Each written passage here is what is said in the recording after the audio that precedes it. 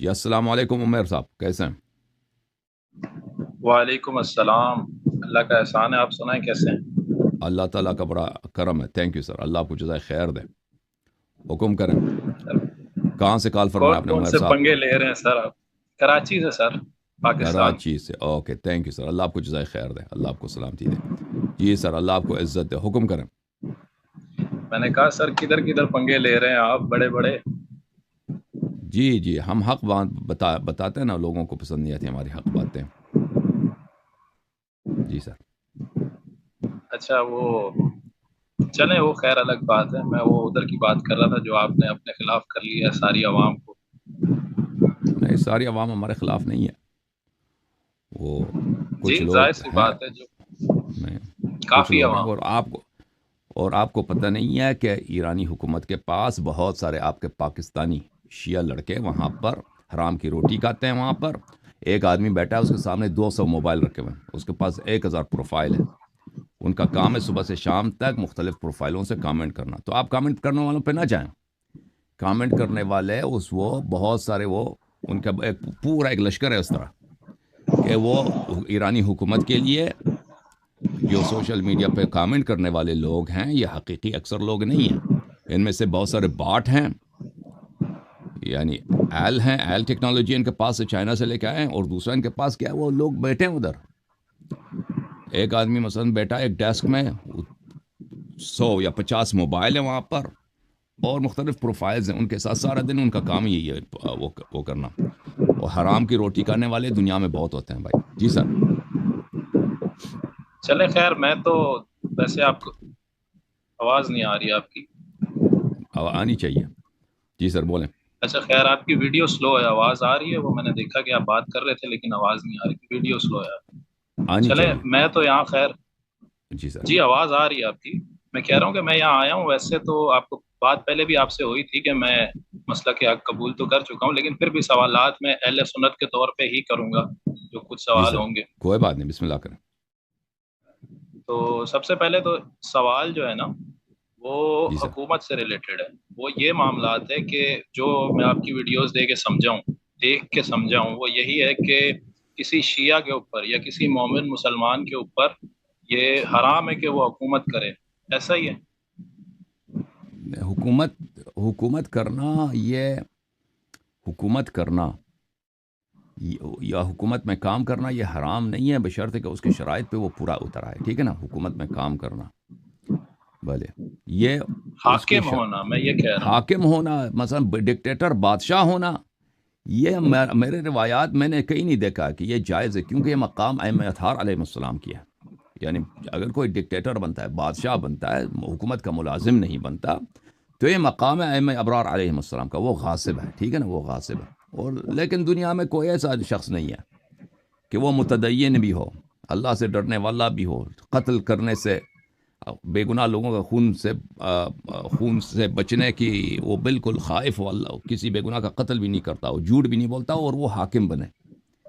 یہ مجھے نہیں لگتا کہ کبھی بادشاہوں میں بھی ایسا شخص گزرا ہے، یا تو اور یا موجودہ دور کے حکام میں کوئی ایسا بن سکتا ہے کہ جھوٹ بولے بغیر، قتل کیے بغیر، اور ضرورت پر قتل کرنے کے لیے کیے بغیر یہ آپ حاکم بن سکتے ہیں۔ موجودہ دور میں ناممکن ہے، پہلے بھی ناممکن تھا۔ تو یہ لوگ جو ہیں، یہ تو بادشاہ حضرات، یہ تو ہوتے برے ہیں، یہ ان کا مقام شرعی نہیں ہے، لیکن اگر ان کے میں دربار میں کوئی کام کرتا ہے، یا موجودہ دور میں کیا مثلا جو لوگ ملازمت کرتے ہیں، تو یہ حرام نہیں ہے، اس کے شرائط ہیں۔ جی ہاں۔ میں ڈکٹیٹر یا جو ون مین شو ہوتا ہے اس طرح کی بات نہیں کر رہا، جیسے جی۔ پاکستانی حکمرانی ہے، اس طرح کوئی پرائم منسٹر بن جاتا ہے یا کوئی ووٹنگ کے تھرو پورے پورے ملک کا حاکم بن جاتا ہے، جی صدر کہیں آپ اس کو، یا الیکشن کے تھرو جو بنتے ہیں، وہ حلال ہے، حرام ہے، جائز ہے، ناجائز ہے؟ جی، یہ دیکھیں، اگر آپ کسی حکومت میں کام کرتے ہیں، چاہے پرائم منسٹر کے طور پر، چاہے صدر کے طور پر، آپ یہ حرام نہیں ہے بذات خود، مگر یہ کہ آپ کو وہاں پہ حرام کام کرنا پڑے۔ اگر آپ وہاں پہ ظلم کریں گے، آپ کو ظلم کرنا پڑے گا، یا کسی کو قتل کرنا پڑے گا، تو پھر یہ حرام ہے، پھر آپ نہیں کر سکتے۔ لیکن اگر کوئی یہ قتل نہیں کرے گا، بھائی پرائم منسٹر بنے گا، وہ قتل نہیں کرے گا تو اس کے کفارہ یہ ہے، یہ کام بذات خود حرام ہے لیکن اس کا کفارہ ہے، کفارہ اس کا یہ ہے کہ شیعوں کی خدمت کرے۔ احادیث اہل بیت علیہ السلام کی روایات میں یہی ہے کہ کفارت و خدمت کفارت و بلی اجرت السلطان خدمت الاخوان، اس طرح سے۔ اب الفاظ مجھے کچھ بھول گئے ہیں کہ اس بادشاہ کے پاس کام کرنے کا کفارہ یہ ہے کہ آپ شیعوں کی خدمت کریں۔ جب کوئی شیعہ آئے گا تو اس کا کام آپ کو کرنا پڑے گا، اس کا کام آگے بڑھانا ہوگا۔ ہاں شیعوں کو پریفرنس دینی ہے یا جو بنتا ہے ان کا وہ کرنا ہے، باقیوں سے پریفرنس دینی ہے؟ عدل تو کرنا ہے، عدل تو جگہ کرنا ہے، لیکن شیعوں کو شیعہ کا اگر کوئی کام پنستا ہے تو اس کا سب سے پہلے اس کا کام کرنا ہے۔ جی ہاں، صحیح۔ ظلم کسی پہ نہیں کر سکتا ہے، ظلم سب پہ حرام ہے، ٹھیک ہے نا؟ اس کا مطلب یہ نہیں شیعوں کے لیے آپ دوسروں کا حق ضائع کریں، ظلم نہیں کر سکتے۔ صحیح، کہ مثلا کسی دوسرے بھائی کوئی غیر شیعہ ہے اس کا حق کاٹ کے شیعوں کو دے دو، یہ حکم نہیں ہے۔ لیکن حکومت میں کام تو پڑتے ہیں نا شیعوں کے، مذہب کے کام پڑتے ہیں، شیعوں کے انفرادی کام پڑتے ہیں، بزنس مین کے کام پڑتے ہیں، تو ان کے کام کو آپ نے بخوبی اور نہایت خادم ہو کر آپ نے کرنا ہے۔ اہل بیت علیہ السلام کا یہ فرمان۔ جی، مطلب پوری رعایا کا سیم طرح سے کر لیں اگر تو وہ بہتر نہیں۔ وہ تو انصاف تو سب کے ساتھ انصاف سب کے ساتھ کرنا ہے، ظلم کسی پہ نہیں کر سکتے، لیکن خدمت کن کی کرنی ہے؟ اہل بیت علیہ السلام کی، شیعوں کی۔ چلیں صحیح، خیر اگر آپ نے اس کو جائز بنا دیا تو پھر تو میرا سوال جو میں نے کرنا تھا وہ ختم ہو گیا۔ اگلا سوال کرتا ہوں میں آپ سے۔ سوال میں یہ کر رہا تھا کہ آپ نے سب سے پہلے یہ سپاہ صحابہ والے ان سے پنگا لیا ہوا ہے، ظاہر سی بات ہے وہ ان کے پاس بھی تھوڑی پاور تو ہے ہی، اس کے علاوہ حکومت ایران سے آپ کا اتنا بڑا پنگا ہوا ہوا ہے مرجعیت پہ یا ولایت فقیہ پہ، ان کے پاس تو بہت زیادہ ہی پاور ہے۔ اس کے علاوہ سعودی عرب کی بھی حکومت سے ہی آپ سمجھ لیں، کیونکہ صحابہ کے معاملات میں آپ ان سے بہت زیادہ اختلاف رکھتے ہیں، اور الٹا جو معاملات ہیں آپ کے تو وہ بھی بہت بڑا پنگا ہے اور پاور ان کے پاس بھی ہے۔ میں پوچھ یہ رہا ہوں کہ اب آپ اس میں یہ نہیں بولنا امام زمانہ کی پاور، لیکن ان کے علاوہ ایسی کون سی پاور ہے جو آپ کو ان سے بچا رہی ہے، دنیاوی پاور؟ کوئی نہیں ہے جو اللہ بچا رہا ہے۔ اللہ بے شک اللہ بچا رہا ہے، دنیاوی کوئی نہیں ہے۔ دیکھیں سپاہی صاحبہ پاکستان میں ایکٹیو ہے، امریکہ میں ایکٹیو نہیں ہے۔ امریکہ میں یہاں پہ قانون کی حکومت ہے، یہاں پہ امریکہ میں قانون کی حکومت ہے۔ اگر یہاں پہ کوئی وہابی گروپ کوئی وغیرہ یہاں پہ ایسے حرکات کرنے کی کوشش کریں، ان کا سیدھا ان کا جیل میں جائیں گے، ٹھیک ہے نا؟ یہاں پہ یہ لوگ ایکٹیو نہیں ہیں، ہو سکتا ہے کوشش کریں، کوئی والنٹیئر کرے کوشش کرے، لیکن یہ لوگ یہاں پہ ان کی کوئی پریزنس نہیں ہے امریکہ میں۔ اسی طرح حکومت ایران کے حدود میں، وہ تو کوئی ایران کے حدود کے اندر تو ان کا کوئی مخالفت نہیں کر سکتا۔ عراق میں، افغانستان میں، پاکستان میں بھی وہ کارروائی کر لیتے ہیں۔ وہ اپنے مخالفین کو انہوں نے کراچی میں، کوئٹہ میں، لاہور وغیرہ میں بہت قتل کروایا پاکستان کے اندر، یعنی شوٹنگ کروایا، قتل کروایا، اور یہ لوگ جانتے ہیں۔ اور پاکستانی شیعہ ویسے بھی تو وہ خوشی سے بھی کسی ایران کے خوشنودی کے خاطر ان کو حکم دینے کی ضرورت بھی نہیں، وہ تو خود قتل کر لیں گے۔ عراق میں اسی طرح، لبنان میں اسی طرح، دبئی میں بھی وہ قتل کرا سکتے ہیں۔ لیکن یورپ میں ان پہ کافی سختی ہے۔ وہ انہوں نے کوشش کی ہے، پہلے یورپ میں کچھ لوگوں کو قتل کیا، یورپی ممالک نے ایران پہ بہت دباؤ ڈالے، بہت سینکشنز ڈالے کہ آپ اپنے مخالفین کو ہمارے سرزمین میں قتل نہیں کر سکتے۔ تو اس لیے وہاں پہ بہت الرٹ ہے ایرانی، جب تک بہت سخت مجبوری نہ ہو تو ایرانی یورپ میں وہ کسی کو اساسینیٹ نہیں کرتے۔ امریکہ سے تو بہت ڈرتا ہے ایرانی حکومت، جہاں تک امریکہ کا تعلق ہے۔ تو کافی تعلقات بھی ہیں نا امریکہ کا معاملہ ہے۔ جی ہاں، امریکہ کے اندر یہ لوگ اتنے یہ لوگ بالکل امریکہ سے ڈرتے ہیں۔ سعودی حکومت کا جہاں تک تعلق ہے تو وہ میں نے نہیں سنا ہے کہ سعودی حکومت بذات خود مذہبی وجوہات کے بنا پر کہ کوئی صحابہ کو برا کرے وہ خود قتل کرتے ہیں، آج تک میں نے نہیں سنا۔ پاکستان میں اگر کوئی مثلا صحابہ کو برا بلا کرے نا، وہ تو ایسے لوگ ہیں جو قتل کریں گے، لیکن وہ سعودی سے پوچھے بغیر قتل کریں گے، وہ سعودی سے پوچھنے کی ضرورت نہیں ہے ان کو، وہ خود قتل کر لیتے ہیں۔ ان کے خود اپنے ایسے آرگنائزیشنز ہیں، میں نے آج تک نہیں سنا۔ سعودی حکومت جہاں تک سعودی حکومت کا تعلق ہے، سعودی حکومت ایک سیکولر گورنمنٹ ہے۔ سعودی حکومت جو ہے، شاہی خاندان ایک سیکولر، یعنی ان کی فارن پالیسی بالکل سیکولر ہے۔ وہ ڈومیسٹک طور پر ڈومیسٹک اختیارات مذہبی امور میں انہوں نے وہابی علماء کو دی ہیں۔ لیکن سعودی خاندان بادشاہ جو ہے وہ بہت کچھ کرتے ہیں. وہ قمار بھی کھیلتے ہیں, جوا بھی کھیلتے ہیں, وہ شراب وغیرہ. مثلا ابھی محمد بن سلمان نے ریاض وغیرہ میں بہت سارے کانسرٹ دیں کرائی ہیں اس نے. یہ تو بہت بڑا مشہور ہے کہ یہ لوگ سب کچھ کر لیتے ہیں نا. سعودی جو شہزادے ہیں, یہ شاہی خاندان ہے, ان کا تو دین کا اتنا پرواہ تو نہیں ہے. اگر آپ صحابہ کے خلاف کچھ بولیں تو وہ آپ کو قتل, اس طرح نہیں ہے. سعودی خاندان کو بالکل اس بات کی پرواہ نہیں ہے. آپ سعودی کے حدود میں بھی اگر آپ صحابہ کو برا بلا کہیں تو سعودی بادشاہ کو کوئی پرواہ نہیں ہے, ان کو پرواہ ہی نہیں ہے کہ عمر کو آپ. ہاں البتہ سعودی میں وہاں پہ وہابی جو علماء ہیں وہ ایکٹیو ہو جائیں گے آپ کے خلاف سعودی حدود میں, تو نہیں کر سکتے. اس لیے سعودی علماء کے لیے وہ انٹیریئر منسٹری, وزارت ارشاد وغیرہ جو ہے وہ علماء کے ہاتھ میں, مولویوں کے ہاتھ میں, ٹھیک ہے نا.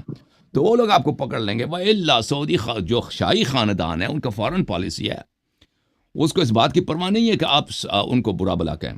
اگر وہ سعودی دیکھیں, سعودی گورنمنٹ جو شیعوں کے خلاف انویسٹ بھی کرتی ہے وہ اس لیے انویسٹ نہیں کرتی, یعنی جو تکفیری گروپ ہیں ان کی حمایت کر رہی ہے, اس لیے وہ مذہبی وجوہات کے بنا پر نہیں, سیاسی وجوہات کے بنا پر, کیونکہ وہ ایران کے ساتھ بیلنس کرنا چاہتے ہیں, ایران کا کاؤنٹر ویٹ بننا چاہتے ہیں کہ ایران جو ہے شیعوں کو مختلف ملکوں میں شیعوں کی پولیٹیکل پارٹیز بناتے ہیں, ان کے پیراملٹری گروپس بناتے ہیں. تو ہمیں بھی اس بات کی ضرورت ہے کہ مختلف ملکوں میں ہم اپنے, ہمارے بھی پیراملٹری فورسز ہوں, ہماری بھی پولیٹیکل پارٹیز ہوں اور ہمارے بھی کارندے ہوں, تاکہ ایران جو ہے, کیونکہ وہ اپنے آپ کو ایران کا جو ہے رقیب سمجھتے ہیں, کمپٹیٹر سمجھتے ہیں, ایک ریجنل, وہ اپنے آپ کو جیسے ایران اپنے آپ کو ریجنل سپر پاور مانتے ہیں, تو سعودی بھی اس سے بڑا اپنے آپ کو سپر پاور مانتے ہیں ریجنل علاقائی طور پر. تو وہ یہ جو اگر وہ سعودی حکومت تکفیری گروپوں کا, وہابی گروپوں کا سعودیہ سے باہر ان کی حمایت بھی کرتا ہے, وہ مذہب کی وجہ سے نہیں ہے, وہ سیاست کی وجہ سے, ایران پالیسی کی وجہ سے. آپ دیکھیں شاہ کے زمانے میں جب تک بات شاہ تھے, وہ شیعہ گروپس, شیعہ پولیٹیکل پارٹیز, ان کا کام ہی نہیں تھا اس سے, یعنی وہ شیعوں کے لیے شیعہ کا پیراملٹری فورس بنا دے, وہ اس طرح گیم نہیں کھیلتا تھا. تو اس زمانے میں سعودی بھی نہیں کرتے تھے. سعودی بھی تکفیری گروپ میں کوئی انویسٹمنٹ نہیں تھا, کوئی دنیا میں کوئی جہادی گروپ یا تکفیری گروپ جن کا کام ہے شیعوں کو قتل کرنا, اس طرح نہیں تھا, ٹھیک ہے نا. تو یہ کشمکش انقلاب ایران کے بعد شروع ہوئی ہے. تو عرض یہ ہے کہ سعودی گورنمنٹ تو اس طرح سے ہے, وہ ایک سیکولر گورنمنٹ ہے, وہ اس کا ان باتوں پہ صحابہ کے اس کو پرواہ نہیں ہے.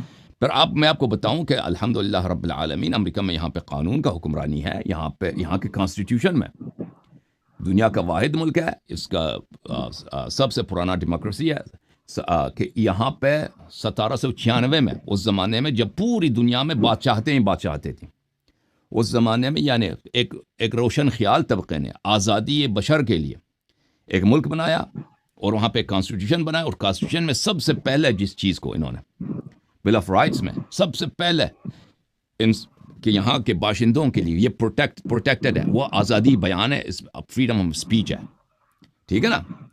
تو فریڈم آف اسپیچ کے بدولت یہاں پر بہت سارے گروپس ہیں امریکہ میں. میں یہاں پہ اگر میں چاہوں یہاں پہ بیٹھ جاؤں صبح سے شام تک, جو بائیڈن کو گالی دے دوں, برا کہوں, اس نے یہ کیا, اس نے یہ کیا, یہاں پہ کوئی نہ پولیس آئے گا, نہ ایف بی آئی, کوئی بھی مجھ سے نہیں پوچھے گا.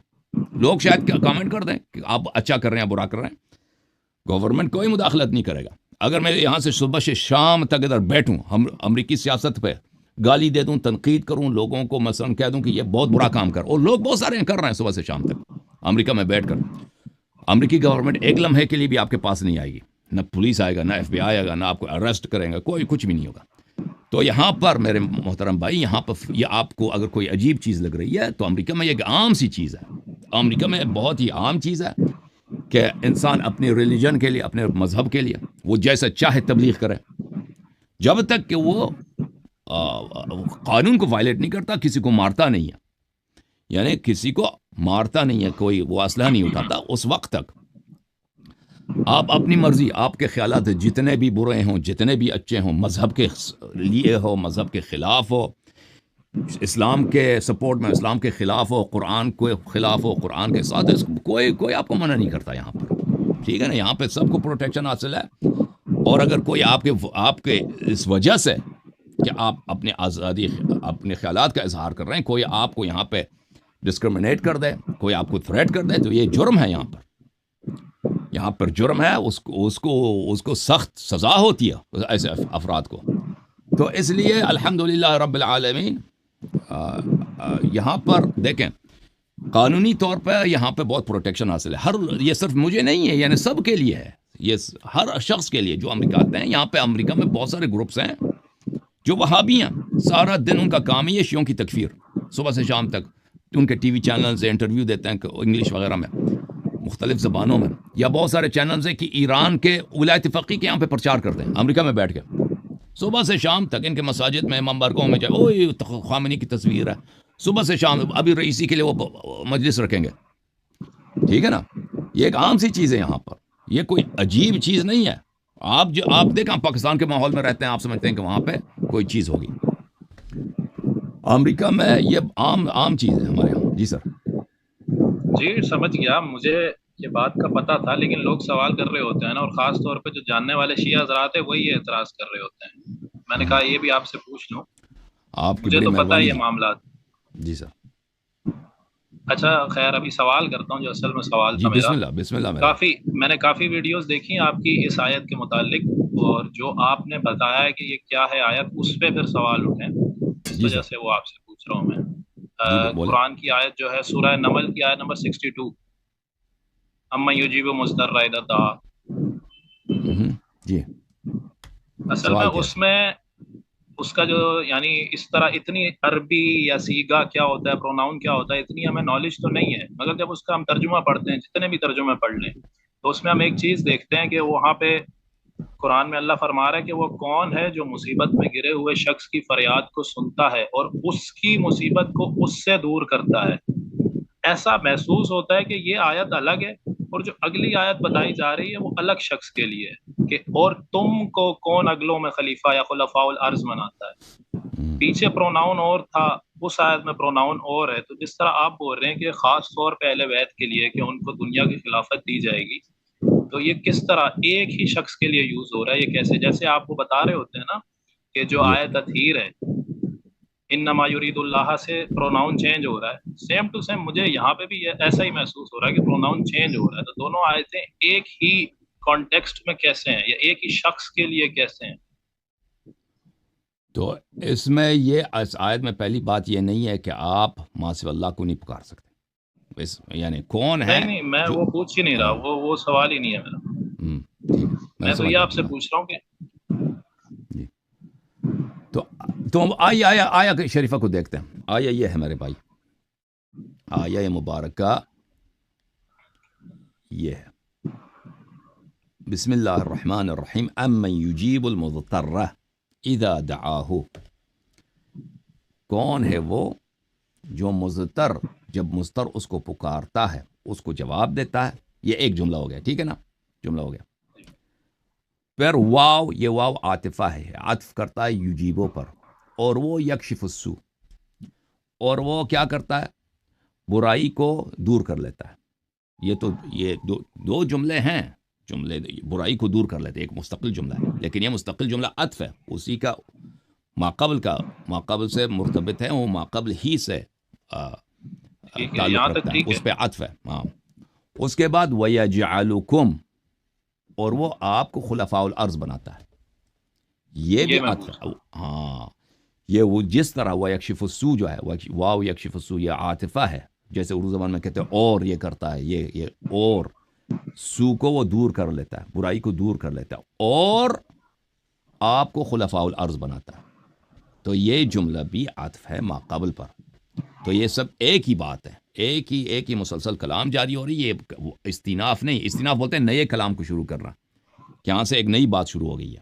اس طرح نہیں ہے کہ یہاں سے ایک نئی بات شروع ہو گئی، اسی کلام کا استمرار ہے، اسی کلام کا جو ہے کنٹینیویشن ہے. ٹھیک ہے نا. میں یہ نہیں کہہ رہا، یہاں بات یہ اب یہاں پہ نیا کلام شروع ہو گیا ہے. الہ مع اللہ، کیا اللہ کے ساتھ کوئی اور اللہ ہے؟ یہ نیا کلام ہے، یہ نیا کلام ہے. لیکن پرانا جو ہے وہ صرف عطف ہو رہا ہے ماقبل پر. جی سر. میں یہ نہیں کہہ رہا، مطلب یہ جو ام یجیب مضطر اذا دعا، یہ الگ یعنی یہاں پہ کچھ ورڈنگ چینج ہو جاتی ہے، یہ میں نہیں کہہ رہا، یا یہ الگ بات شروع ہو جاتی ہے، یہ بھی میں نہیں کہہ رہا. میں یہ کہہ رہا ہوں کہ یہ جو مخاطب ہے نا وہ یہاں ان دو آیتوں میں چینج ہو رہا ہے، جو محسوس ہو رہا ہے ایسا. میں نے پہلے یہی بات کی کہ مجھے قرآن سے کس طرح استدلال کرتے ہیں اتنا کوئی ڈیپتھ میں تو نہیں پتا، مگر جو سامنے نظر آ رہا ہے کہ اسی طرح سے آپ کو یعنی جو نبی کی بیویاں ان کو اہل بیت سے یعنی بولتے ہیں وہ شامل نہیں ہے، کیونکہ وہ پروناؤن اور مخاطب چینج ہو رہا ہے جو آیت تطہیر ہے اس میں. ایسا ہے نا؟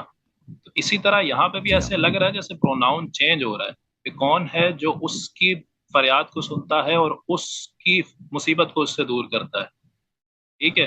اور آگے اور آپ کو خلفاء الارض بناتا ہے، یعنی یہ جی آپ والا بندہ الگ ہے اور جو مستر بندہ ہے وہ الگ ہے. ایسا محسوس ہو رہا ہے، ایسا نہیں ہے تو یہ ایکسپلین کر دیں. دیکھیں جو آیت تطہیر ہے سورہ احزاب کی میں آیت تطہیر کون سا نمبر ہے میں دیکھ لوں تاکہ میں آپ کو دکھا دوں پورا آیت وہ التطہیر. 33 نمبر آیت ہے ہاں شاید. 33. مجھے بھی یہی اندازہ ہو رہا تھا کہ میں پیج کھول دوں اس کا.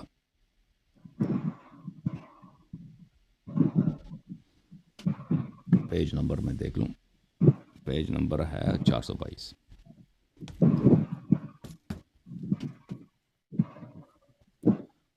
اپنے مائک کو کسی چیز سے ٹچ نہ ہونے دیں، وہ اس سے آواز آتی. میں مائک بند کر دیتا ہوں.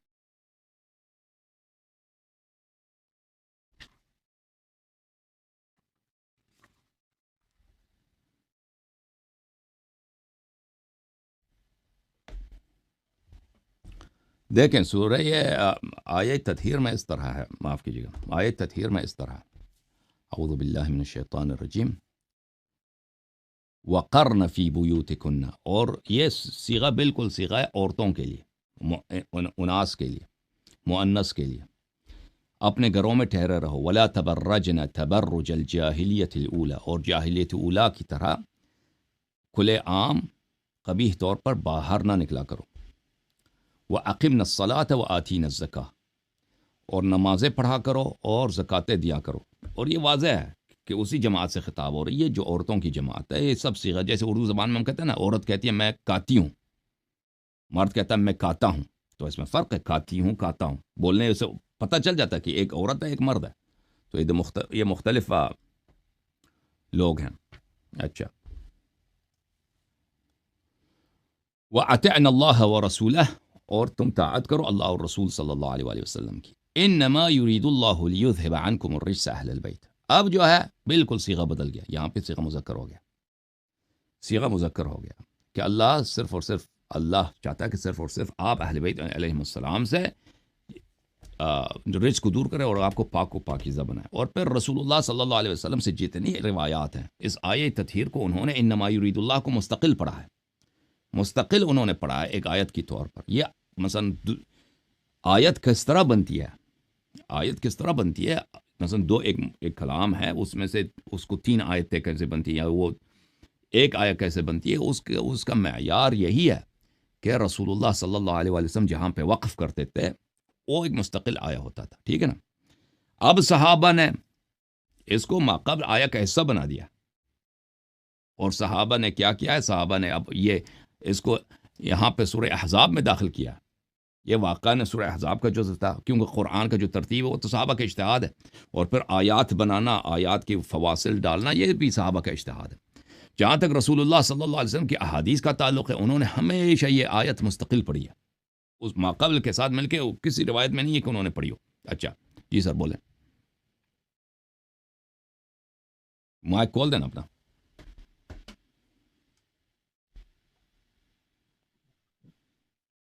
جی اچھا، میں یہ کہہ رہا ہوں کہ اس آیت پہ بالکل کوئی مجھے شک نہیں ہے. یہ آیا ہے خاص طور پہ انہی کے لیے جن کو رسول اللہ صلی اللہ علیہ وآلہ وسلم نے چادر کے نیچے لیا، صرف ان کے لیے ہے اور کسی کے لیے نہیں ہے. میں اس آیت سے یہ بول رہا تھا کہ میں کیونکہ سمجھ ادھر گیا، بھی میں پروناؤن سمجھ گیا چینج. آپ کی بات، تو توضیح دینے کی ضرورت نہیں ہے، میں سمجھ گیا ہوں آپ کی بات. تو عرض یہ ہے کہ یہاں پر جو صیغہ چینج ہو رہا ہے اور اس کے علاوہ جس کا جو شان نزول ہے، روایات احادیث بہت زیادہ ہیں کہ یہ مستقل طور پہ یہ قطعہ نازل ہوا ہے، اور رسول اللہ صلی اللہ علیہ وسلم نے اس کو مستقل طور پہ پڑھا کرتے تھے، ماقبل کے ساتھ نہیں پڑھتے تھے. تو عرض یہ ہے کہ یہ مستقل آیا ہے. عرض یہ تھا. اب آتے ہیں آئے ام یجیب کے پاس. ام یجیب المضطر اذا دعاہ، یہاں پہ صیغہ چینج نہیں ہو رہا بھائی. آپ جو سمجھتے ہیں کہ یہاں پر اگر ام یجیب میں کون ہے جو مستر کی صدا سنتا ہے، مستر کی دعا سنتا ہے، اجابت کرتا ہے جب مستر اس کو پکارتا ہے، اور برائی کو دور کرتا ہے، اور آپ لوگوں کو خلفاء الارض بناتا ہے. یہاں پہ ماقبل میں صیغہ غیاب کا بھی نہیں ہے، خطاب کا بھی نہیں ہے. وہ یہ مستر مخاطب بھی ہو سکتا ہے، یہ مستر کوئی اور بھی ہو سکتا ہے. ٹھیک ہے نا. اللہ نے کہا مستر کون ہے جو مستر کی صدا سنتا ہے اور بدی کو اس سے دور کرتا ہے اور آپ کو خلفاء الارض بناتا ہے. اب یہاں پہ کوئی دلیل نہیں ہمارے پاس کہ وہ مستر خود وہی ہے جس کو خلیفہ بنایا جا رہا ہے، وہ نہیں ہے. ٹھیک ہے نا. یہ کوئی دلیل نہیں ہے. آئے تطہیر میں ہمارے پاس واضح دلیل ہے کہ وقرن فی بیوتکن ولا تبرجن تبرج الجاہلیۃ الاولی واقمن الصلاۃ واتین الزکاۃ واطعن اللہ ورسولہ صلی اللہ علیہ وآلہ وسلم. یہ سب کے سب یہ کس سے خطاب ہے؟ عورتوں سے خطاب ہے. یہ تو واضح طور پہ جیسے اردو میں ہم کہتے ہیں نا میں کاتا ہوں، عورت کہے کہ میں کاتی ہوں، وہ بولنے ہی سے پتہ چل جاتا ہے کہ اس کا بولنے والا ایک مرد ہے دوسرے کا عورت ہے. تو یہاں پر اس طرح نہیں ہے میرے بھائی میرے عزیز. کون ہے بیچارے کی آواز سنا؟ اب یہ بیچارہ وہی مخاطب ہے جس کو خلیفہ بنایا جائے گا. یہ کوئی دلیل نہیں آپ پر، یہاں پہ کوئی قرینہ نہیں کہ یہ وہی نہیں ہے، یہ کوئی کسی اور کی بات ہو رہی ہے. ٹھیک ہے نا. اور نہ کوئی حدیث ہے نہ کوئی روایت ہے کہ وہ یجعلکم خلفاء الارض جو ہے یہ بعد میں نازل ہوئی ہے، اس کی شان نزول کچھ اور ہے، اس کی شان ماقبل کی شان نزول کچھ اور. اس طرح بھی کوئی شواہد نہیں، بلکہ شاہد یہی ہے ہمارے احادیث میں کہ یہ ایک ساتھ ہی نازل ہو گئے، اکٹھے نازل ہو گئے. اور رسول اللہ صلی اللہ علیہ وآلہ وسلم نے اس کو کس کے لیے پڑھا ہے؟ امیر المؤمنین علیہ الصلوۃ والسلام کے لیے. ہمارے ہاں، آپ کے ہاں اس کی کوئی حدیث ہی نہیں ہے. یعنی آپ تفسیر در منصور میں اگر جائیں، یہ تفسیر در منصور ہے جلد نمبر 6 چھاپ دار الفکر، یہاں پہ اما یجیب المضطر اذا دعاہ ویکشف السوء، یہاں پہ اس کی شان و نزول میں کہ کس طرح نازل ہوئی ہے. بھلے یہاں پر کوئی نہیں ہے، کوئی حدیث نہیں ہے، صرف ایک روایت ہے. دیکھیں یہ روایت ہے رسول اللہ صلی اللہ علیہ وآلہ وسلم سے، عن سعد بن جنادہ قال رسول اللہ صلی اللہ علیہ وآلہ وسلم من فارق الجماعة فهو في النار على وجه، جو جماعت حق کو چھوڑے وہ اپنے چہرے کے ساتھ جہنم میں مارا جائے گا. لأن اللہ تعالی یقول، اللہ تعالی کہتا ہے اما یجیب المضطر اذا دعاہ ویکشف السوء ویجعلکم خلفاء الارض. یعنی رسول صلی اللہ علیہ وسلم نے اس کو ایک ساتھ پڑھا ہے. اللہ یہ کہتا ہے فالخلافت من اللہ عز وجل، خلافت اللہ کی جانب سے، فإن كان خيرا فهو يذهب به وإن كان شرا فهو يؤخذ به. اگر خلافت اچھا ہو تو وہ اس کو اللہ، تو وہ شخص تو وہ خلیفہ، اگر خلیفہ اچھا ہو تو اس کو اس کی جزا ملے گی، اور اگر خلیفہ برا ہو تو اس کی جواب دینا پڑے گا. علیک انت بالطاعۃ فیما امر اللہ تعالی بہ، آپ پہ واجب ہے کہ آپ طاعت کریں. ٹھیک ہے نا. تو یہ اس کی روایت ہے. شان نزول یہی ہے کہ بھائی پیغمبر صلی اللہ علیہ وسلم، شان نزول نہیں ہے کہ کس لیے نازل ہوا ہے. رسول صلی اللہ علیہ وسلم سے جو حدیث ہے انہوں نے اکٹھے پڑھا ہے. اب میں آپ کی خدمت میں عرض کروں، ہمارے ہاں جو شیعہ حدیث ہیں اس میں تو میں آپ کو دکھا چکا ہوں، اگر چاہیے میں دوبارہ دکھا دیتا ہوں. وہ دیکھیں، وہ دیکھا. ہاں کہ امیر المومنین علیہ السلام نے فرمایا یہ ھذا خاصۃ لنا اہل البیت، یہ کہ خطاب یہ اہل بیت علیہ السلام سے ہے. ٹھیک ہے نا. ٹھیک ہے. اچھا، اس آیت کو کسی کو سمجھانے کے لیے جو انجینئر سے امپریس ہو گیا ہو، تو یہ حضرت یوسف علیہ السلام کی مثال دے سکتے ہیں نا، کہ جس طرح ان کو کنویں سے نکال کے کیسے مصر کا خلیفہ بنا دیا جی مثال کے طور. جی سر. اس آیت کے مستری صاحب اس آیت سے استدلال کرتے ہیں کہ آپ ما سوی اللہ کو پکار نہیں سکتے، اس کا مضمون وہ یہ کہتے ہیں. لیکن اس آیت میں ایسی کوئی بات نہیں ہے. دیکھیں مستر کا جواب اللہ سنتا ہے بلا شک بلا ریب، اور بیچارے کی مدد کرتا ہے. ٹھیک ہے نا. اس بیچارے سے کیا مراد ہے؟ وہ اہل بیت علیہ السلام مراد ہے جن کو خلفاء بنایا جاتا ہے. اب اس بات کو چھوڑ بھی دیں تو اس آیت میں ایسی کوئی ایسی بات نہیں ہے کہ آپ جب کسی پرابلم میں ہوں تو کسی کو پکار نہیں سکتے، کیونکہ پکار کا جواب دینے والا تو صرف اللہ ہے. آیت میں ایسا نہیں ہے. الگ دونوں اس کو اگر دیکھ لیا جائے کہ یہ الگ الگ ہیں، پھر تو ثابت ہو جاتا ہے، کیونکہ آیت کے اینڈ میں بھی تو ہے نا الہ مع اللہ، اس سے تو ثابت ہو جاتا ہے. لیکن یہ الگ الگ نہیں ہے، یہ بات ہے. یہ بات ایک ہے، الگ الگ بھی ہونا اگر ثابت ہو جائے کہ آپ کہ اللہ کے علاوہ پکار کا جواب دینے والا کوئی بھی نہیں ہے، تو پھر آپ کے لیے حرام ہو جائے گا کہ آپ اللہ کے علاوہ کسی کو نہیں پکار سکتے، چاہے وہ چاہے دنیاوی ہو، چاہے ظاہری ہو، چاہے غیبی سبب ہو، ٹھیک ہے نا؟ پھر یہی ہوگا کہ اور ہمیں پتہ ہے کہ یہ جھوٹ ہے، اس طرح نہیں ہے کہ اللہ کے علاوہ کوئی مدد نہیں کر سکتا. ہمیں پتہ ہے کہ اللہ کے علاوہ اگر آپ یہاں پہ گھر میں آگ لگی ہے یا گھر میں چور آیا، دوسرے کمرے میں آپ کا بڑا بھائی بیٹھا ہے، ٹھیک ہے نا، اس کو آپ پکارتے ہیں، وہ ڈنڈے کے ساتھ آ جاتا ہے، چور کو بھگا لیتا ہے. تو یہ آپ نے اگر بڑے بھائی کو بلا دیا، یہ آیت یہ نہیں کہہ رہا آپ اس کو نہیں بلا سکتے، ٹھیک ہے نا؟ آیت میں ایسی بات نہیں ہے کہ آپ ماں سوا اللہ کو نہیں پکار سکتے، ماں سوا اللہ کو نہیں. اللہ دیکھیں، اللہ مضطر کی جواب کہ پکار کا جواب دے دیتا ہے، برائی اس سے بدی کو رفع کر لیتا ہے، بلا شک بلا ریب اس کا منکر کافر ہے. لیکن اس کا مطلب یہ نہیں کہ آپ کسی اور کو بھی نہیں پکار سکتے، اس کے علاوہ کوئی نہیں ہے، ٹھیک ہے نا؟ اللہ کے علاوہ کوئی اللہ نہیں ہے. لیکن اگر آپ کسی مشکل میں ہوں، کسی شخص کو پکاریں، اس آیت کا اسے کوئی تناقض ٹکراؤ نہیں ہے. جی ٹھیک ہے. اللہ اصل میں اس چیز سے جو یہ چیز ہے نا، استعانت کا معاملہ، اس سے کافی لوگ، اب آپ دیکھیں کوئی تقریباً 40 لاکھ کے قریب لوگ تو اس کے صرف سبسکرائبر ہیں، اگر کمی بیشی کر لی جائے، کیونکہ اس کا اپنا چینل الگ ہے، دوسرے چینل الگ ہیں. بہت لوگ اس سے امپریس ہوئے ہیں. ان سے دلائل مانگو تو وہ جو دلائل دیتے ہیں اس سے کہیں یہ نہیں پتہ چلتا کہ یہاں پہ آپ زندہ سے نہیں مانگ سکتے، مردہ سے مانگ سکتے ہو، یا زندہ سے مانگ سکتے ہیں، مردہ سے نہیں مانگ سکتے. ان کو تو پھر بندہ یہی بولے نا کہ زندہ سے بھی پھر مانگنا شرک ہو گیا. بالکل کوئی ایسی چیز وہ نہیں دکھا سکتے، لیکن 40 لاکھ لوگ اس کو فالو کر رہے ہیں. اور باقی جو وہابی دوسرے دیوبندی اہل حدیث ہیں، وہ بھی اس چیز میں کس طرح نکل گئے ہیں.